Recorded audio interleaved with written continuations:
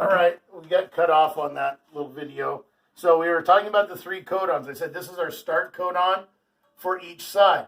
Now there will also be 3 codons as they get down to them. So say these 3 right here would be called a stop codon. I'll put a little square around that one. That'd be a stop. Maybe up here, it's within the stop codon on this one. And that tells it to stop. So if we remember from last semester, we had these numbers. You had to know the number 4 turned into the number 20, which then turned into the number 100,000 plus. And that's where we're actually at right now in our class. We're doing our 4 nitrogen bases, the 4 bases. Next week, we're going to start learning about our amino acids, the AAs that we've talked about before. And then we're going to actually get our proteins, which started this whole chapter off when we were trying to figure out, are proteins what contain genetic information, or is it these 4 nitrogen bases that we find in DNA?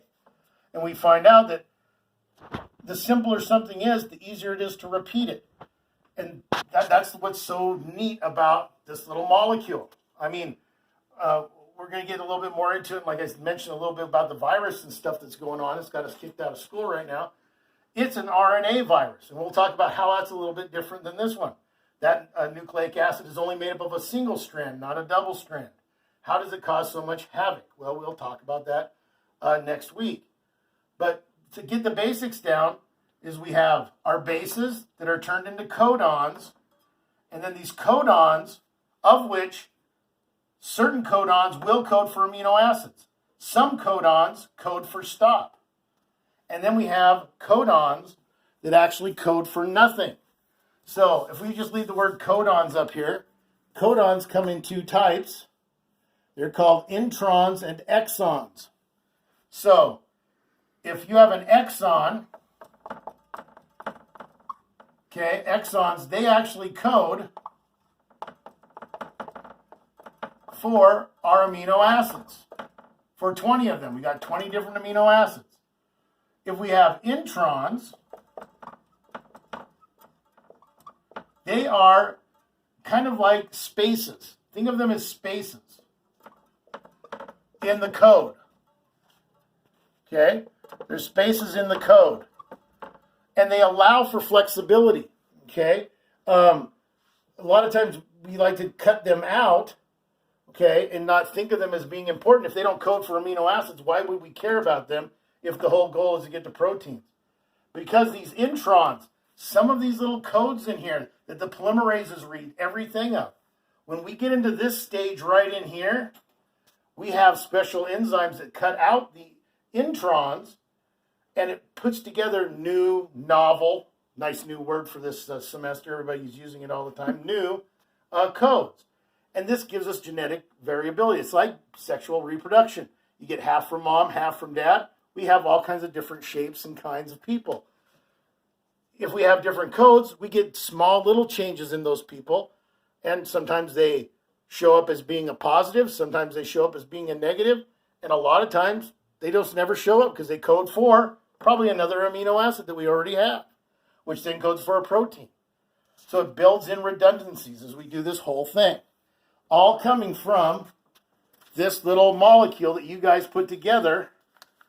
Okay, and we have 46 of them. Okay, this one here is my uncolored one. Okay. So again, I am expecting to see these done, guys. This is something you can do at home as a lab.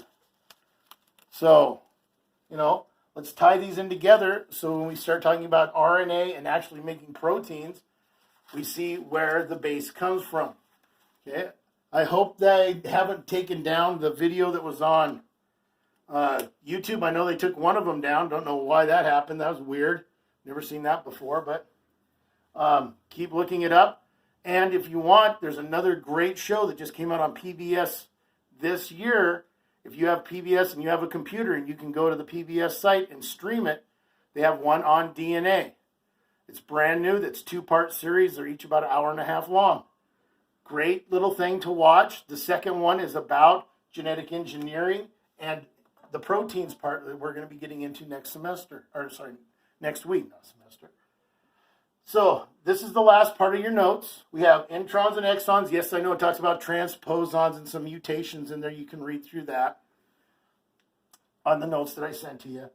But our main goal is, hey, what is DNA? How does it make copies of itself? What are what are codons, and how are they broken down into the two kinds? And that's where we're at. So again, make sure you're looking at your videos. Make sure you're turning work in. I need a lot of work from biology students, folks. Grades are being counted, as you you all know. Okay, you all know that that's going on. And that's about it. We'll talk to you next week.